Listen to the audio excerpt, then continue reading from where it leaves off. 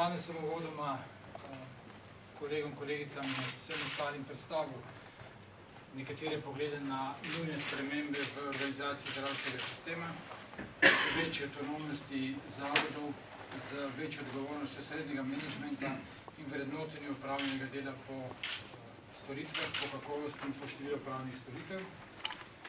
In nekako vrisal vse dogodke zadnjih mesecev, ki so pripeljali do današnje situacije.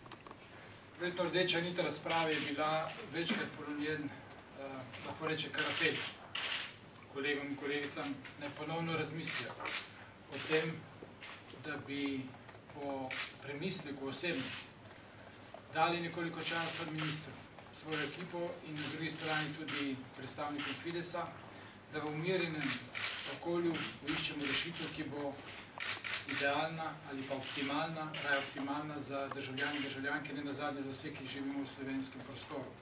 Torej, zelo težko je iskati rešitve nastale situacije, vkolikor nam grozijo napovedi, ki so vsak dan bolj pereče.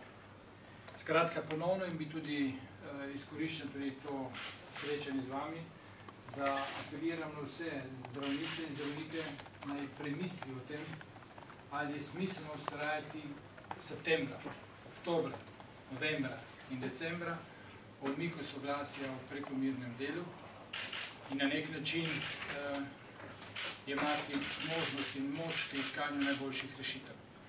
Dejansko se do 1. januarja nič ne bo spremenilo, v tem času bi pa lahko našli rešitve, ki bi bile v okviru zakonskih ali podzakonskih normativov take, da bi omogočili nemoteno delovanje. V prvih ocenah ob morebitnih številnih umikih sem svojo ekipo bil zelo blizu napovedih, kaj bi se lahko zgodilo. Res pa je, da tako natančno še ne poznamo delovanje zdravstvenega sistema, da bi lahko predvideli delovanje vsakega posameznega oddelka. Dejstvo pa je, da so se odprle določene rane, katere so znane že vrsto let, ampak se s tem nismo soočali. Gre za nekatere specialnosti, ki dejansko postavljajo ozko grlo.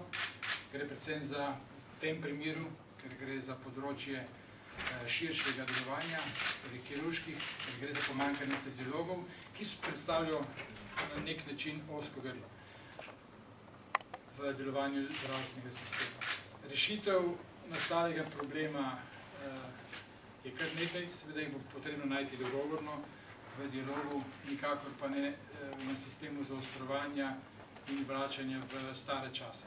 Sem prepričan, da dialog je vzpostavljen in da bi v zelo kratkem času lahko našli rešitev, seveda pa plediram in ponovno pozivam zdravnice in zdravnice, mislim, da danes že tretjič pred vami, da razmisli o tem, zakaj je potrebno groziti z napovedi, kajti če kaj ni potrebno dokazovati temu ministru, je, da je zdravnikov in zdravnic premalo.